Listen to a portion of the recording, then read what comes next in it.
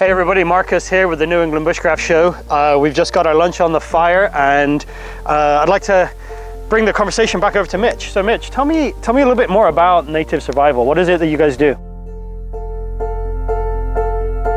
Yeah, sure. Native Survival School.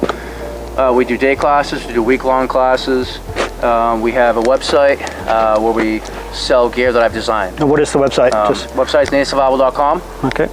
And that will actually is a direct link to my Etsy store, and so that's the venue I choose to sell our gear. And I design all my own gear, wool blankets, knives, things of that nature, flint steel kits, trapping kits, snare kits. I carve spoons, and so that gives me my venue to sell various things that I've designed, because I like to design my own gear because I'm very particular about gear, and it's hard for me to find exactly what I need. Like my wool blanket, to give you a quick example. A wool blanket I designed to have Velcro on the bottom and along the side of the blanket. So not only just a blanket, but I can completely seal it, and now it's a bivvy or a sleeping bag in the summer.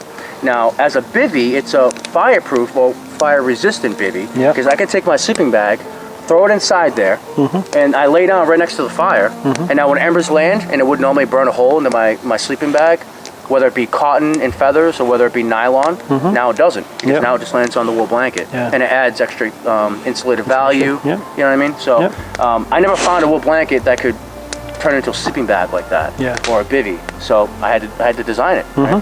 So, and that's kind of what happens, like my knife, it's a puku design, that Scandi 4-inch blade, very Scandinavian style blade, but the handle is actually very European because it has the classic Coke bottle design, and I never found what I needed for that, and I never found a handle long enough for chest lever that wouldn't make it in my palm.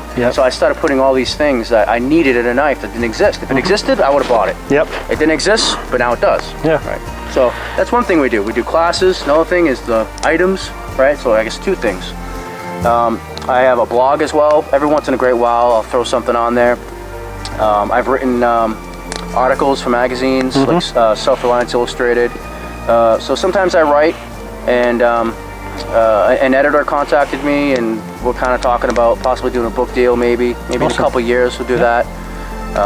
So that's kind of what Native Survival is. It's a store, it's a school, and then I have various media that I also release, and the biggest media I release is video. So my YouTube channel is pretty much every week, 2 times a week, I release a video. Sometimes they're heavily, instruction, where I go over a certain task, go over it. Other times, it's campouts, day trips, weekend trips, whatever it is, longer trips. Sometimes in a group setting, sometimes not, just me alone. So that's kind of the gambit of what Native Survival is. Awesome.